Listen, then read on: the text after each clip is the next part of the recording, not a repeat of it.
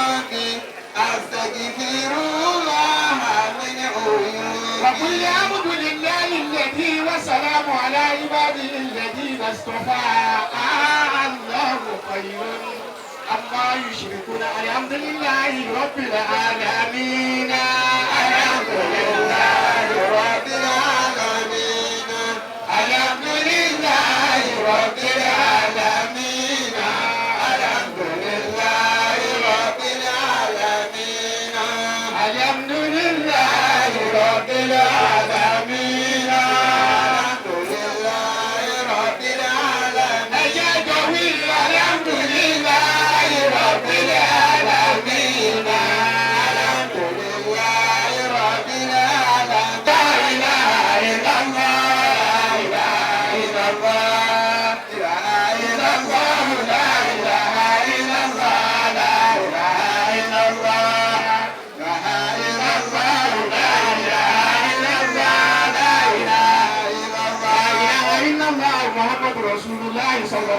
اللهم صل وسلم وبارك على سيدنا محمد وعلى آل سيدنا محمد كما صليت وسلمت على سيدنا إبراهيم وعلى آل سيدنا إبراهيم في العالمين إنك حميد مجيد.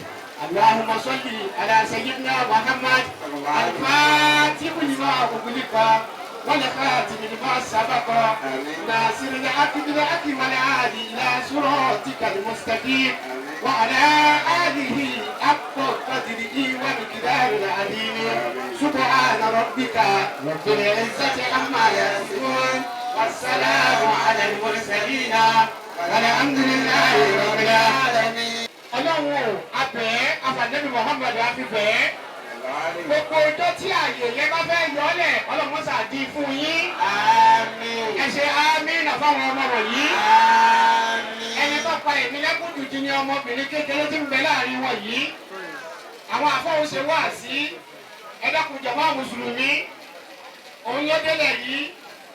Ibi irú báyìí náà lọ́dún tí wọ́n ń bá wa kó yín jọ. Ìdáhùn náà ni wọ́n ti ṣe fún wa yìí. Bàbá wà láàyè yìí, ẹ̀ní iná la ní. Àwọn tí kíkí ògbó ọgbọ̀n mọ́tọ́ sí lápapọ̀ bá ti ń bàbọ̀ tẹ́lẹ̀ gbogbo kápá lápapọ̀ akínyín ẹkú wọjú. ANTP lápapọ̀ akínyín ẹkú wọjú. Alhaji wa tí wọ́n jẹ́ ọ̀gá wa, pírẹ́sidẹ́ntì wa lápapọ̀, bàbá náà ti bọ́lá mọ́jọ́ bàjẹ́ ẹkú wọjú o. Ọlọ́run mọ́jọ́ ọmọ yín wa. gbogbo wa lápapọ̀ mo bẹ̀rẹ̀ lórúkọ Ọlọ́run àti àtìlẹ́yìn Ànábì Muhammad ibi kí a tẹ ọ̀rọ̀ méjèèjì báyìí. Gbogbo ẹni tó lọ síbi òkú yà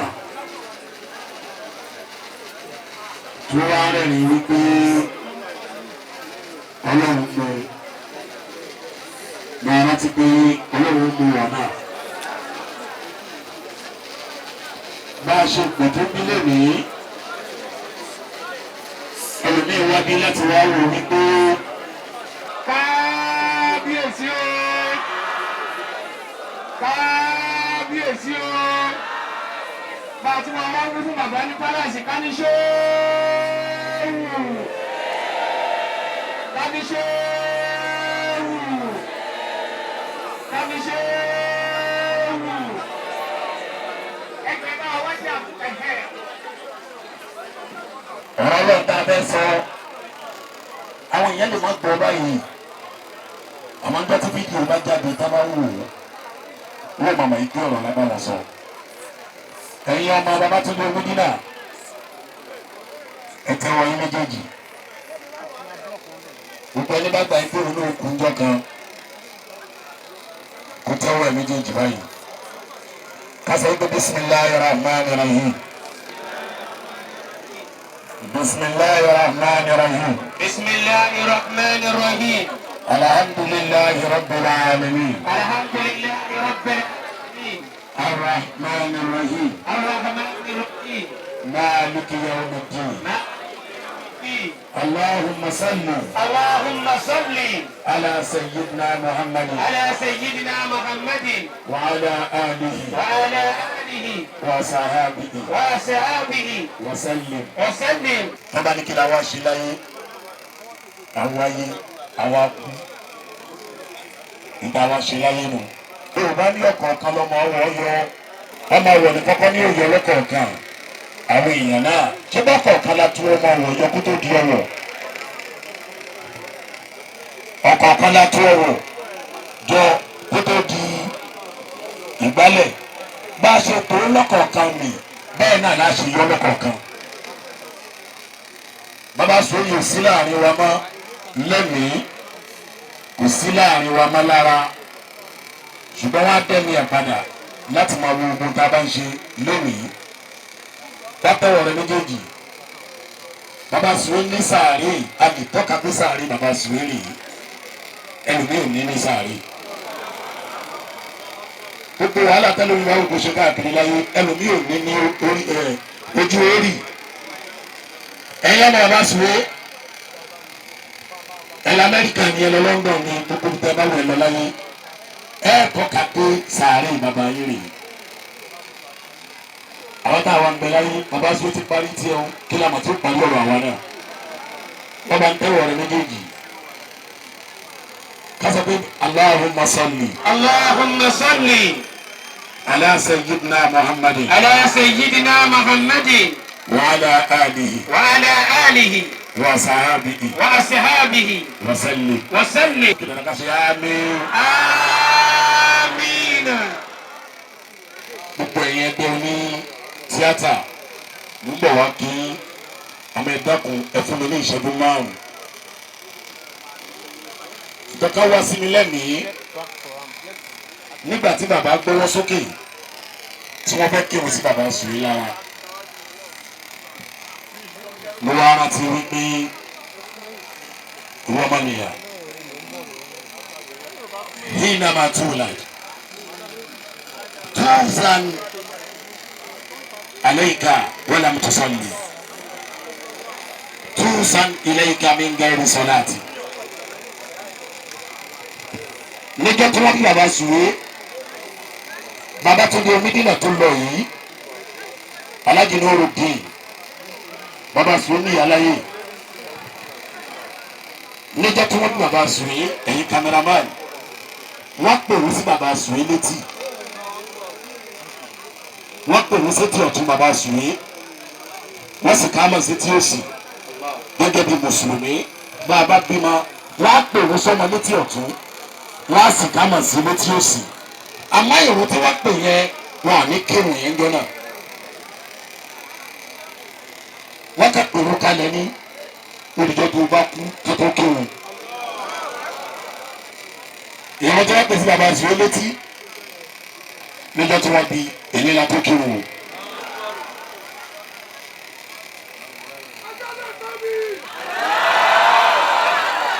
bàbá imam nígbà tá a bẹ kírun sí bàbá Suwe lára ṣe é pinnu ṣe é sì kámọ ìyàwó tẹ ẹ pè sí bàbá Suwe létí níjọ́ tí wọ́n bí irun yẹn làwọn kílè ní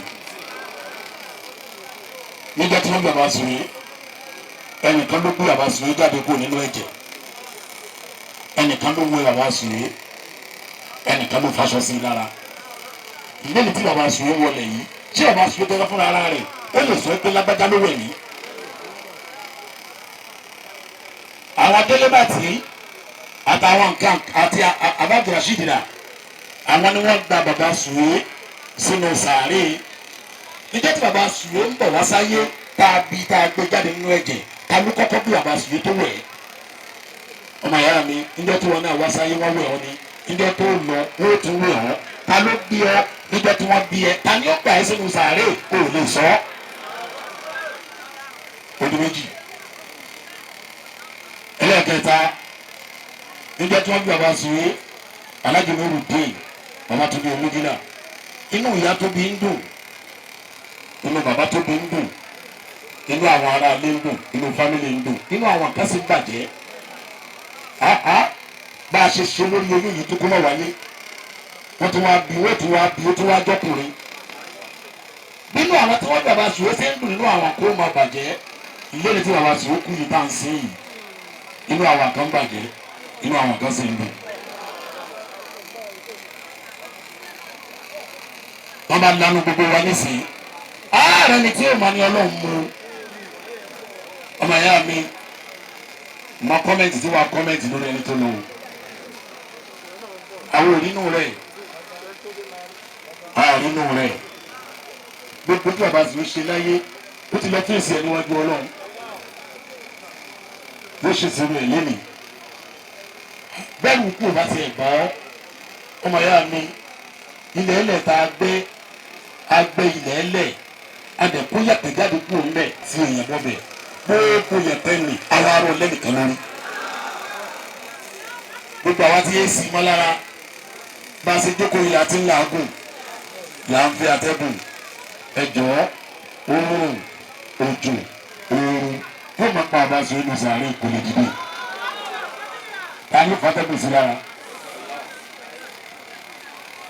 à ń kíájú kíákíá kálẹ̀ tètè bọ́ sínú mọ́tò ká tọ́ yé sí i torí oru yìí pọ̀ ta ni fàtẹ́gùn sí bàbá Suwe lára. Najmun yẹ̀gí ibùkọ́ bí lásán yìí bì ìràwọ̀ kan bẹ ẹni tó ní ìràwọ̀ yẹn ń wọ̀ síwájú kó tó kú.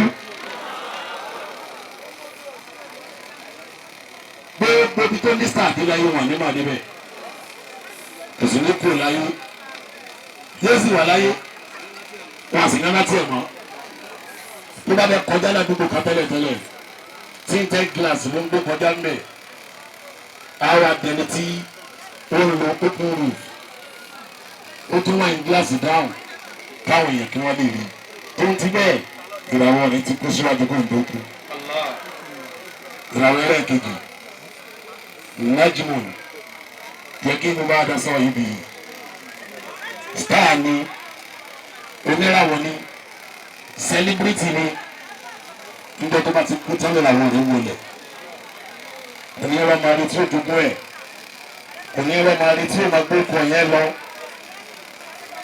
ìràwọ̀ ẹlẹ́ẹ̀kejì ni ìràwọ̀ ẹlẹ́ẹ̀kẹta Najmun lẹ́kún wọn máa sọ ibi wàlá òkà àmàlẹ́kùdà ìràwọ̀ tí ó máa bẹ pẹ̀lú oníràwọ̀ yẹn kó dàbí òbá sí láyé má ó kọ́ ni yóò máa rí lọ ni bí ìta ni bí Ànábì wa Muhammad sallallahu alayhi wa sallam bí ìta ni bí Ànábì Ìsá Jésù gbogbo oníràwọ̀ tó wà ń bí ẹ̀ṣẹ̀ pẹ̀lẹ́pẹ̀lẹ́ ẹ lọ sá fún ìgbéraga ìgbérasẹ́lẹ̀ ni o kí ló jẹ́ táwọn kò lè jẹ́ kí ló gbà táwọn kan ò lè gbà ìrìnàwọ̀ olóòrùn ìbọn lójú tó ń lọ àwọn ẹgbẹ́ ẹgbẹ́ ní kọ́lọ̀ kọ́ ló ṣẹ̀dá wọn bẹ́ẹ̀ ni ṣe rí ọ̀la lè má rí bẹ́ẹ̀ gbogbo orí wa tá à ń sá káàkiri láyé ibi tí ó gbẹ̀yìn ẹ̀ náà ní sàárè abáṣe tí wọlé lẹ́nu kọ́lọ̀ bá wa foríjì gbogbo ẹ̀yin ọ̀gá wa iná bí tẹ́síkà báwọn ṣe àtàkùsá ilà rabbi ìsẹ̀bìyà subahana rabbika rabbil izzati amma yasifun.